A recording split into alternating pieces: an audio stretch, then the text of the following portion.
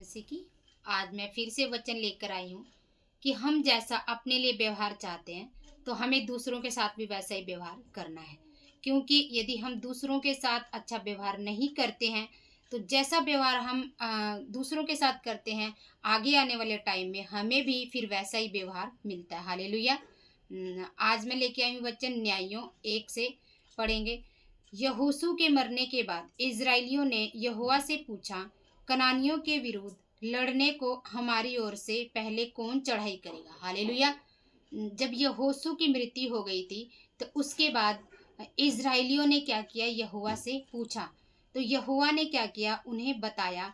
उन्होंने पूछा कि परमेश्वर, हमें कनानियों से यदि लड़ना है तो हमारे में से कौन लड़ेगा। हालेलुया।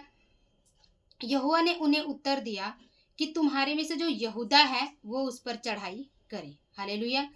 तो उन्होंने उसकी बात को माना और उन्होंने क्या किया कि यहूदा ने फिर उसको लड़ाई के लिए उस पर चढ़ाई किया। जब यहूदा ने उस पर चढ़ाई किया, अब हम इसके बाद हम 5 वचन से पढ़ेंगे। और बेजेक में अदोनी बेजेक को पाकर वे उससे लड़े। हालेलुया। क्या था कि यहोशू के मरने के बाद वहाँ पे एक राजा था। अबे अबे बेजेक बेजेक का जो नगर था उसमें अदोनी बेजेक एक राजा था। उसने क्या किया, जब यहोशू ने चढ़ाई करके उससे लड़ाई किया और उससे उसे जीत लिया। और उसके बाद क्या किया कि यहाँ लिखा है 5 वचन में कि और बेजेक में अदोनी बेजेक को पाकर वे उससे लड़े और कनानियों और परिज्जियों को मार डाला। हालेलुया।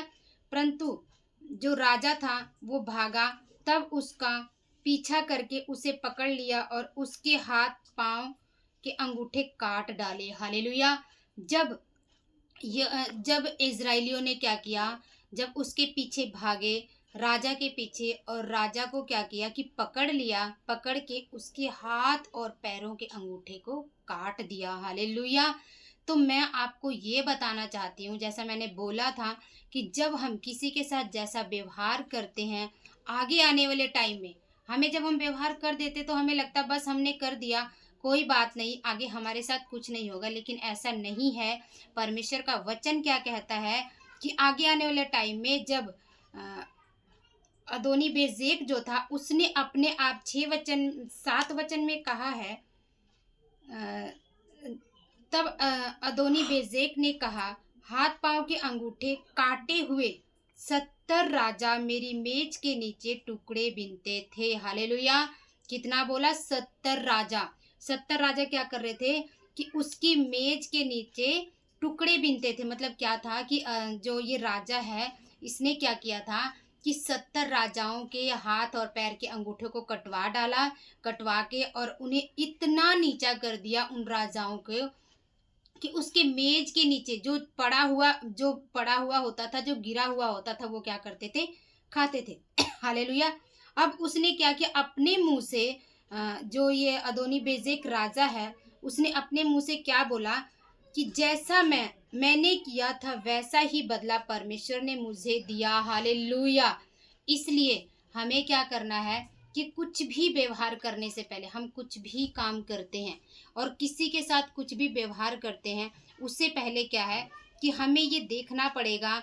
ये वचन जो है हमें बताता है, क्योंकि वचन जो है, जो बाइबल है, ये क्या, एक आईना है।